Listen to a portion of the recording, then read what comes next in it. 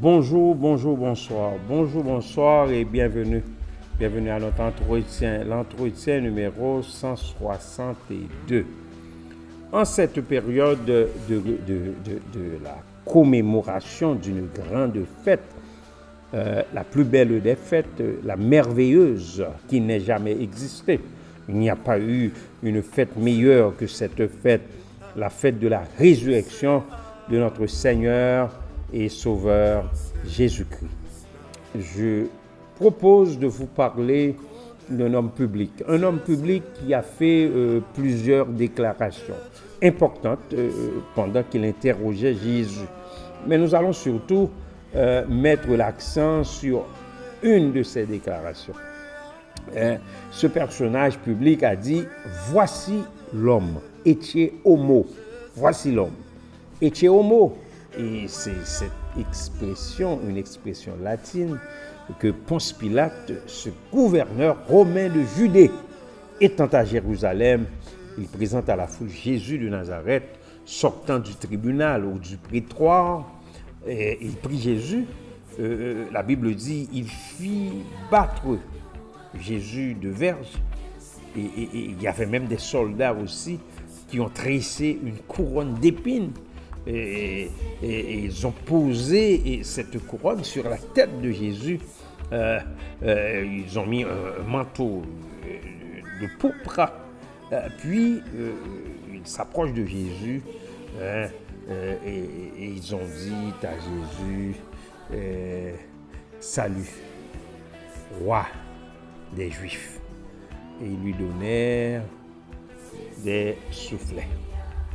Mais Pilate sortit de nouveau et après il dit à Jésus, voici je vous l'amène dehors.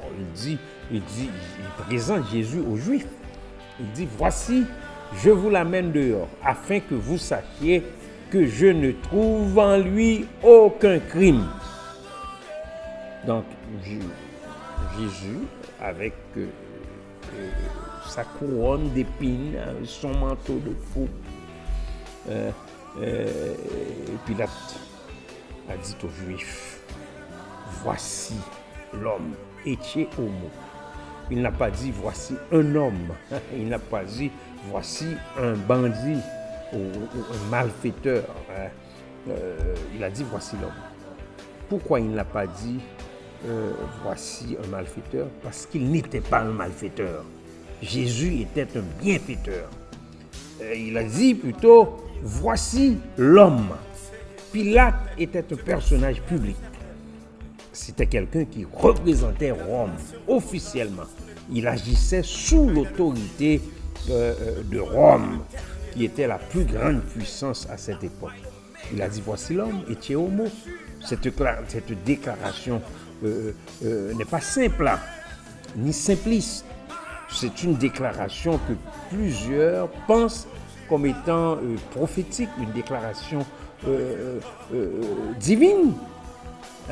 C'était si important que les pères de l'Église ont mentionné le nom de Pilate dans l'un des plus anciens credos de l'Église. Ils disent que Jésus a souffert sous Ponce Pilate. La vie de Jésus a commencé avec un personnage public.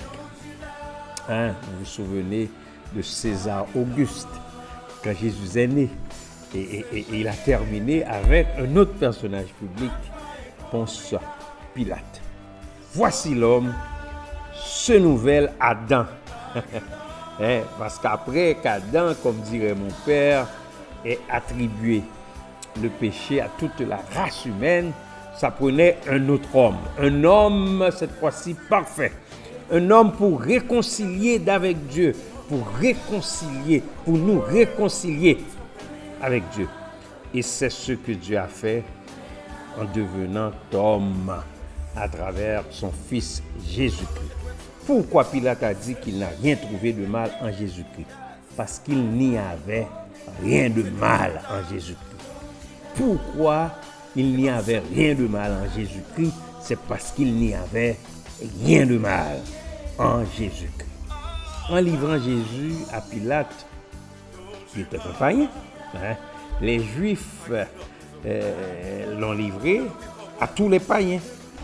Donc, arrêtez, chers frères et sœurs, chers amis, de dire que ce sont seulement les Juifs qui l'ont crucifié.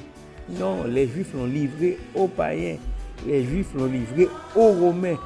Rome représentait des païens, des non-juifs, parce qu'ils ne leur avaient pas permis, les Juifs ne pouvaient pas crucifier ni crucifier les gens. Hein? Donc ce ne sont pas seulement les Juifs qui l'ont crucifié, c'est aussi les païens. Voici l'homme, ecce homo. C'est une déclaration qui ne vient pas de Pilate, de son propre gré. C'est une déclaration divine. Dieu a utilisé un païen pour faire connaître sa volonté. Au cours de l'histoire, Dieu a quelquefois, au cours de l'histoire biblique, Dieu a quelquefois utilisé des païens pour transmettre sa parole. Il a utilisé Balaam, il a utilisé un âne, il a utilisé Cyrus, un empereur païen, pour délivrer son peuple de la captivité. Il utilise de temps en temps nous autres, les païens, les pécheurs. Maintenant, il a utilisé Pilate pour dire cette phrase célèbre. Phrase célèbre, ecce homo, voici l'homme. Aujourd'hui, en cette période de commémoration de cette grande fête, je vous présente l'homme, ecce homo. Voici l'homme. Voici Jésus, ce sauveur qui est mort pour le pardon de nos péchés. Ecce homo. Voici l'homme. Kléber Jean-Charles vous a parlé. Au revoir et à bientôt.